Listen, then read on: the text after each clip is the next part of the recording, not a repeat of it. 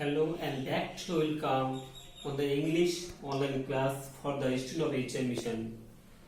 So today we are going to discuss narration change for the student of class 9. তোমরা জানো গত ক্লাসে আমি তোমাদেরকে অ্যাসার্টিভ সেন্টেন্স শিখিয়েছিলাম। তো ন্যারেশন চেঞ্জে পাঁচটা sentence, assertive sentence, interrogative sentence, প্রতিটা মানে বলে দিচ্ছি। অ্যাসার্টিভ মানে হচ্ছে বিবৃতিমূলক বাক্য, ইন্টারোগেটিভ প্রশ্নবোধক বাক্য, ইম্পারেটিভ আদেশ, উপদেশ, অনুরোধ ও নিষেধমূলক বাক্য, অপারেটিভ ইচ্ছা ও প্রার্থনামূলক বাক্য এবং এক্সক্লেমেটরি আনন্দ, দুঃখ ও আবেগসূচক বাক্য।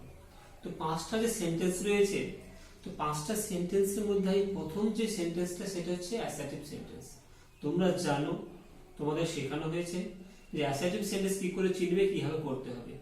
তো আজকে আমি যে নতুন ক্লাসগুলো নিতে যাচ্ছি সেটা হচ্ছে ক্লাস 9 এর, দেখে নাও লেখা আছে কি ইন্টারোগেটিভ সেন্টেন্স, অর্থাৎ ইন্টারোগেটিভ সেন্টেন্স মানে প্রশ্নবোধক। তো প্রশ্নবোধক মানে কি, অর্থাৎ এই ইন্টারোগেটিভ সেন্টেন্সটা চেনা খুবই সহজ, কিছু দেখতে হবে না। কি থাকবে? Question mark. কোথায় থাকবে তোমরা দেখে নাও, কোশ্চেন মার্ক দেওয়া থাকবে তোমাদের সেন্টেন্সের শেষে। তো যাকে আমি ইন্টারোগেটিভ সেন্টেন্সে করার কিছু রুলস বলি, কিভাবে ইন্টারোগেটিভ সেন্টেন্সটা করবে। তো প্রথমে তোমরা দেখো যে আমি রুলস দিয়েছি। এখানে কি বলেছি, অ্যাসার্টিভ সেন্টেন্স ক্ষেত্রে আমি লিখেছিলাম সেট টু বদলে টোল্ড, আর সেট থাকে সেট, কিন্তু সেই জায়গায় অর্থাৎ রিপোর্টিং ভার্বের পরিবর্তে। তো এখানে কি রিপোর্টিং ভার্ব দেওয়া, এখানে রিপোর্টিং ভার্বের পরিবর্তে আস্ক আর আস্কড ব্যবহার করতে হবে। কার? Reporting verb. রিপোর্টিং ভার্বটা কি আমি বলেছিলাম, ঠিক আছে, আজকে হয়তো বলে দেবো। তো রিপোর্টিং ভার্বের পরিবর্তে আস্ক, এস কি আস্ক, এটা হচ্ছে প্রেজেন্ট টেন্সের ক্ষেত্রে ব্যবহার করতে হবে, এস কি পাস্ট টেন্সের ক্ষেত্রে ব্যবহার করতে হবে, ঠিক আছে।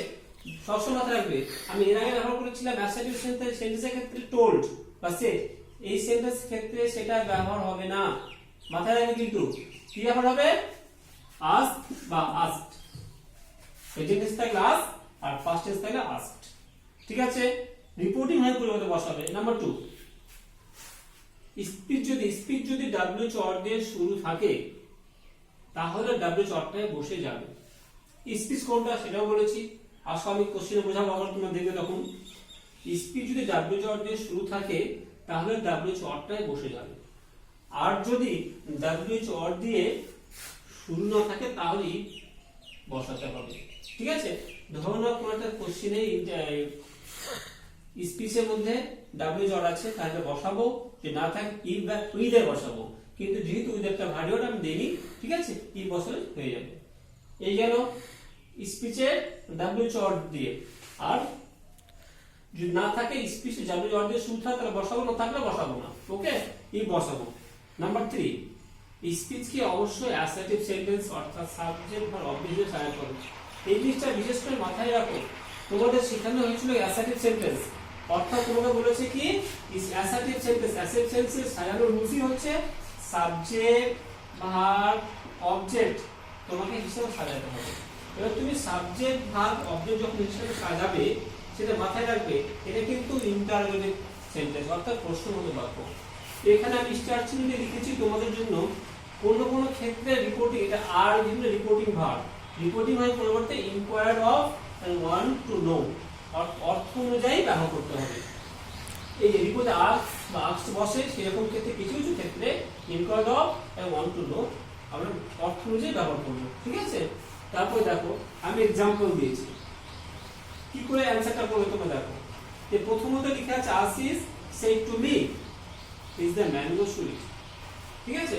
এখানে কোনো বিকল্প নেই, কোনো কিছু ভাবার কোনো কারণ নেই, দেখতে পাচ্ছ কোশ্চেন মার্ক দেওয়া রয়েছে, কোশ্চেন মার্ক থাকলেই ভাববা ইন্টারোগেটিভ সেন্টেন্স, ঠিক আছে। আর একটা স্যার বলি, আমি অ্যানসারটা করছি দেখো, তাহলে অ্যানসারটা কি হবে করব, আশিস লিখে দিলাম, লিখলাম সেট টু আছে, আমি কি করেছিলাম টোল্ড কিন্তু হবে না, কি বলতে আস্ক বা যদি পাস্ট টেন্স তাহলে আমি আস্কড ব্যবহার করব, করলাম, লিখে দিলাম। এবারে দেখো আমি যখন স্পিচে যাচ্ছি, স্পিচে প্রথম কাজ কি করেছিলাম, আমি এর আগে অ্যাসেম্বলি দ্যাট বসেছিলাম, কিন্তু এই ক্ষেত্রে হবে না। আমি যখন স্পিচ যাচ্ছি, ইন্টারোগেটিভ সেন্টেন্সের মানে হচ্ছে ডাব্লিউ চর দিয়ে শুরু থাকবে। ইন্টারভিউ প্রশ্ন করছো, যেরকম দেখি যেরকম বলছেন না, হাউ আর ইউ, তুমি কেমন আছো, এটা কি আমি কোশ্চেন করলাম, তো সেটা কি ডাব্লিউ চর দিয়ে শুরু হয়েছে, বা নাও থাকতে পারে, কিন্তু কোশ্চেন মার্ক বললেই তোমাকে আগে কিন্তু সাবজেক্ট পাবে না, হয় ডাব্লিউ জট না হয় ভার্ব, কোনটা হেল্পিং থাকবে, ঠিক আছে। এখানে দেখো ইজ দিয়ে শুরু হয়েছে, অর্থাৎ ইজের পর সাবজেক্ট থাকবে, অর্থাৎ ভার্বের পর সাবজেক্ট থাকবে, বুঝতে পেরেছো? কি থাকবে? ভার্বের পরে সাবজেক্ট থাকবে সবসময় ইন্টারভিউ কোশ্চেনের ক্ষেত্রে। তাহলে কোশ্চেন মার্ক মানেই তুমি আগে ভার্ব দিয়ে তোমার বলতে হবে ডাব্লিউ জট। তো দেখো আমি কি লিখলাম, Ashis said to me, Ashis asked me, কি করব, যেহেতু ডাব্লিউ জট দিয়ে শুরু নেই, তাহলে কি করব, আমি ইফ বসিয়ে দিলাম।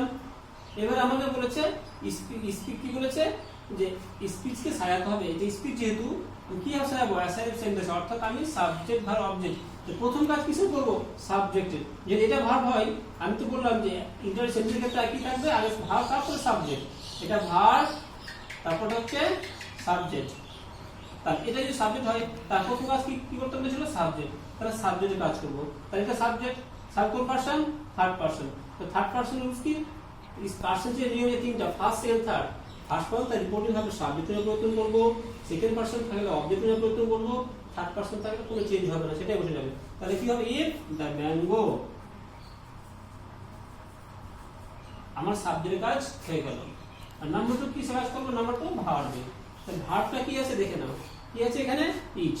আমি দুই ভাবে রুলস বলেছিলাম যে টেন্স অনুযায়ী, এটা কোন টেন্স আছে, সেট, পাস্ট টেন্স।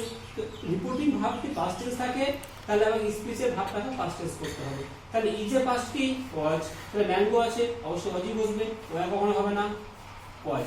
বাদ বাকি ওয়াট আমি লিখে দেব, বুঝতে পেরেছো? এটা একটা নিয়ম। আর কিছু নিয়ম দিয়েছিলাম যে প্রেজেন্ট ইনডিফিনিট থেকে পাস্ট ইনডিফিনিট করতে হবে, প্রেজেন্ট কন্টিনিউয়াস থেকে পাস্ট কন্টিনিউয়াস, এরকম কিছু রুলস আছে। তো সেই ক্ষেত্রে ওটা একটা রুলস, এই একটা রুলস। তো এটা যদি পাস্ট টেন্স থাকে, আমি এই ভার্বটাকে পাস্ট টেন্স করব। এই যে পাস্ট কি, ওয়াজ করে দিলাম, বুঝতে পেরেছো? তাহলে লাস্টে কি লিখবে, কোশ্চেন কখনো হবে না ফুল স্টপ, কারণ তোমাকে খেয়াল রাখতে হবে, তোমাকে বারবার বলা হয়েছে তোমাদেরকে যে সাজাতে হবে অ্যাসার্টিভ সেন্টেন্স, অর্থাৎ সাবজেক্ট ভার্ব অবজেক্ট এসব তোমার সাজাতে হবে। সেই জন্য প্রথমে কি ইফেক্ট করতে সাবজেক্ট করলাম, তারপর ভার্ব করলাম, তারপর আদার্স ওয়ার্ড, শেষে কি হয়, ফুল স্টপ। কারণ তুমি সাজেস্ট অ্যাসার্টিভ সেন্টেন্স, অ্যাসার্টিভ সেন্টেন্সে হচ্ছে ফুল স্টপ থাকবে, বুঝতে পেরেছো? হ্যাঁ, ক্লিয়ার? তাহলে এক্সাম্পল 1 ক্লিয়ার। নাম্বার 2, তারপর দেখো, he said to me, what are you doing, সে আমাকে বললো হোয়াট আর তুমি কি করছো। তাই দেখো আবার লিখবো, হি সেড টু বদলে আবার আস্ক, যেহেতু পাস্ট টেন্স আছে, মি। আবার দেখো আমি এর আগে সেন্টেন্স কি লিখেছিলাম, ডাব্লিউ জট দিয়ে শুরু হয়নি বলে ইফ, এখানে কিন্তু ডাব্লিউ জট দিয়ে শুরু হয়েছে, তাই আমি কি করব, এখানে ডাব্লিউ জটটাই বসিয়ে দেব, বসিয়ে দিলাম। তারপর আমাকে বলেছে অ্যাসাইন সেন্টেন্সে প্রথম কাজ কি, সাবজেক্ট, এইটা সাবজেক্ট, যেহেতু আমি কি বলেছিলাম যে তোমার ডাব্লিউ জট থাকবে, নাও থাকতে পারে, কিন্তু তারপর ভার্ব দিয়ে শুরু থাকবেই, কেন, যেহেতু ইন্টারোগেটিভ সেন্টেন্স, অর্থাৎ পশ্চিমা যাও থাকবে। তো সেই ক্ষেত্রে আমি এটা সাবজেক্ট, এটা ভার্ব, যদি ভার্ব হয় নিশ্চয়ই এটা সাবজেক্ট, তাহলে ভার্ব পর সাবজেক্ট থাকবে, তাহলে কি কোন পারসন, পারসনটা সবসময় লক্ষ্য করবে, সেকেন্ড পারসন। স্পিচের সাবজেক্ট যদি সেকেন্ড পারসন থাকে, তাহলে রিপোর্টিং ভার্বের অবজেক্ট অনুযায়ী পরিবর্তন করতে হবে, মি। তো এটা বেসিক্যালি তোমরা জেনে নাও, যদি সেন্টেন্সের মধ্যে ইউ আর এখানে অবজেক্ট যদি মি থাকে, সব বন্ধ করে তোমরা আই লিখে দিবে, ঠিক আছে, কোনো প্রবলেম হবে না, আই, বুঝতে পেরেছো? তোমাকে এটা সেন্টেন্স চেঞ্জ করতে হবে অর্থ অনুযায়ী, ঠিক আছে, কিন্তু তুমি এইভাবে চেঞ্জ করতে পারো না, যেহেতু তোমার এটা জানা আছে বলে আমি এখান থেকে করে দিলাম, ইউ থেকে ইউ আর মি থেকে সাধারণত আই হয়, ঠিক আছে, আই বসিয়ে দিলাম, ওকে। তাহলে সাবজেক্টের কাজ হয়ে গেল। ভার্বের কাজ করব, ভার্ব কি আছে, এবার দেখো, আর সেটা কোন টেন্স, এবার দেখো হোয়াট আর ডুইং কোন টেন্স আছে, প্রেজেন্ট কন্টিনিউয়াস, আর আনসার কি করতে হবে, পাস্ট কন্টিনিউয়াস, ঠিক আছে। প্রেজেন্ট থাকলে পাস্ট, এটা একটা রুলস। এখন আর হচ্ছে এইটা দেখো reporting verb, reporting verb past tense আছে, তাহলে এটাকেও পাস্ট টেন্স করব।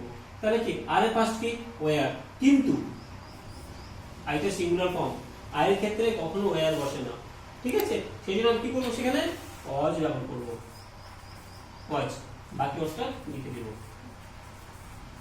লিখে ফুল স্টপ। বুঝতে পেরেছো? দেখো কি করলাম, সেকশন মধ্যে লাস্ট করলাম, নিউ বসালাম, যেহেতু ডাব্লিউ অর্ডার শুরু আছে সেই জন্য আমি হট বসালাম। তারপর আমার যেহেতু সাবজেক্ট কাজ করতে হবে ইউ, সেকেন্ড পারসন তার রিপোর্টিং অবজেক্ট অনুযায়ী মি, আই, মি থেকে আসলো, হয়ে গেল। এরপর আমাকে ভাবে কাজ করতে হবে, সেই পাস্ট টেন্স থাকলে এটাকেও পাস করতে হবে। আর পাস ওয়ার, যেহেতু আই বসিয়ে দিয়েছি, আই থেকে কখনোই ওয়ার বসানো ওয়াজ বসে, ওয়াজ বসালাম, পাস্ট টেন্স অনুযায়ী, তারপরে এটা হচ্ছে ডুইং বাদ দিয়ে বসে গেল। ঠিক আছে, শেষে কিন্তু ফুল স্টপ মাথায় কখনোই মাথা রাখবে। প্রত্যেকটা অ্যানসারের ক্ষেত্রে যখন তুমি ডিরেক্ট স্পিচ থেকে ইনডিরেক্ট স্পিচ করছো তখন তোমাকে ফুল স্টপ অ্যানসার দিতে হবে, নাহলে ভুল হয়ে যাবে, কারণ তুমি সাজিয়েছো অ্যানসার সেন্টেন্সে।